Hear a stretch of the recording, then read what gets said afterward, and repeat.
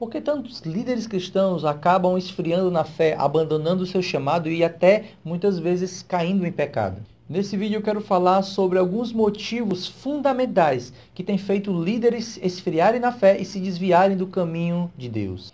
Quando nós vemos a história de Moisés levando o povo do Egito até Canaã, nós vemos ali grandes lições sobre liderança.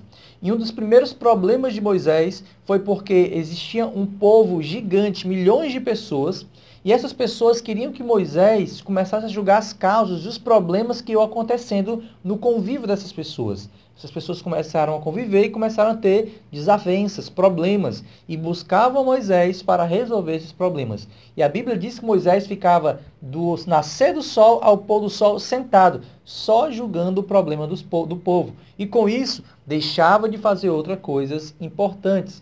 E ficava muito cansado com isso. Aí a Bíblia fala que o sogro de Moisés deu a ele uma ideia, que ele preparasse pessoas para fazer aquele serviço, para que ele pudesse dedicar àquilo que seria o chamado e a vocação dele como líder para aquela nação. Uma coisa comum de acontecer com os líderes é a sobrecarga de atividades. Infelizmente, a igreja acha que por ser o líder ou por ser o pastor, ele precisa estar em todas as atividades da igreja, visitar todas as casas, orar por todas as pessoas. Só que nem sempre isso é possível.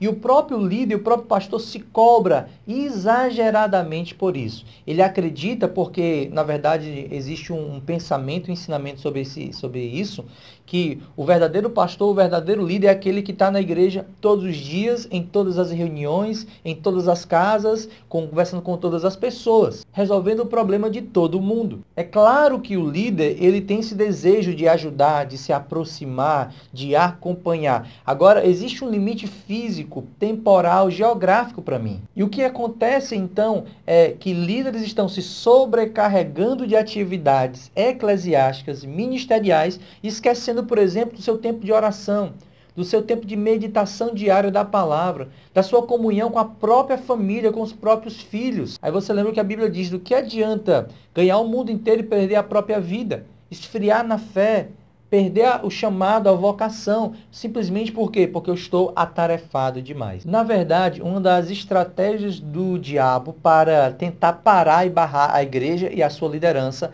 é dar muitas tarefas e atividades extras para essa igreja. Quanto mais atividade a igreja tem, menos ela vai orar, menos ela vai jejuar, menos ela vai ler a Bíblia, e é isso que mais acontece dentro das igrejas. Aí você lembra o que Apocalipse fala: lembra de onde caíste. Chega um tempo na vida do líder que ele vai se sentir frio espiritualmente, vazio espiritualmente. Ele vai sentir que o chamado dele passou. Por quê? Porque o passado tempo de muitas atividades, pouca oração, pouca leitura e pouco jejum, foi esfriando ele. E para você entender que isso é uma artimanha de Satanás, quando você lê o livro de Atos, com a igreja primitiva surge, os primeiros discípulos ali pregando o evangelho de forma ousada, centenas de milhares de pessoas confessando o senhorio de Jesus.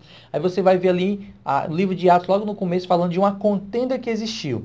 Por quê? Porque as mulheres ou as viúvas estavam sendo esquecidas no repartir do pão. Nas refeições diárias estavam sendo esquecidas. O que aconteceu? Começou a haver uma discussão. E começou a se cobrar dos apóstolos para que os apóstolos resolvessem aquele problema. O que eles queriam? Como eles queriam que os apóstolos resolvessem aquele problema? Os apóstolos deveriam servir às mesas. Não havia nenhum problema de orgulho nos apóstolos. Não havia nenhum problema de, eu não vou fazer isso porque esse serviço não é para mim. Não era esse o problema. A resposta de Pedro ali é muito clara. Ele diz o seguinte: vamos erguer, vamos levantar, vamos eleger homens cheios do Espírito Santo para esse serviço. E nós nos dediquemos ou continuemos a nos dedicar à oração, ao jejum e à leitura, e o ensino da palavra. Olha, é uma artimanha do inimigo, sim, tirar a gente daquilo que é mais importante. O líder, em primeiro lugar, ele é um homem de oração, uma mulher de oração. O líder que não tem uma vida de oração, então ele vai ter uma vida de fracasso. Não tem como. O apóstolo Pedro, guiado com o entendimento do Espírito Santo na vida dele, ele disse o quê? Não é lícito que a gente faça isso. Não porque a gente não possa, não porque seria humilhante para nós. Não, é porque a nossa responsabilidade apostólica exige da gente tempo de oração, de jejum e de meditação na palavra e ensino da palavra. O que foi que Satanás tentou fazer? Tentou gerar um conflito, um problema e tirar os apóstolos do foco ministerial deles. E isso iria enfraquecer a obra que Jesus estava fazendo através do ministério apostólico. Por que tantos líderes esfriam? Por que tantos líderes então abandonam?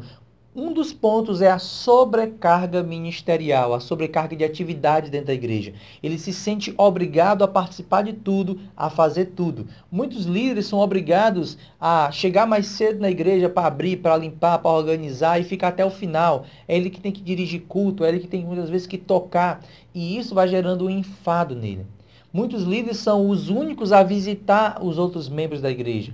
Muitos pastores são os únicos a se importar em fazer visitas. O segredo, então, é repartir, é delegar. Moisés delegou autoridade àquelas pessoas. O apóstolo Pedro delegou autoridade a homens cheios do Espírito, guiados pelo Senhor. Então, qual foi o segredo para resolver esse problema? Delegar atividade, delegar autoridade e se dedicar ao chamado que Deus tem para nós. Então, como líder, o que é que eu tenho que fazer? Me dedicar de acordo com a minha responsabilidade, à oração, ao jejum, à meditação e ao ensino da palavra. Isso não exclui também de mim a responsabilidade de participar de algumas atividades da igreja, de visitar, de orar pelos irmãos. É claro que isso também faz parte da minha vida. O que não pode é isso sobrecarregar o meu dia de maneira tal que do acordar ao deitar eu esteja tão atarefado que não tenha tempo para orar, para meditar e para jejuar. Que Deus te abençoe e até o próximo vídeo.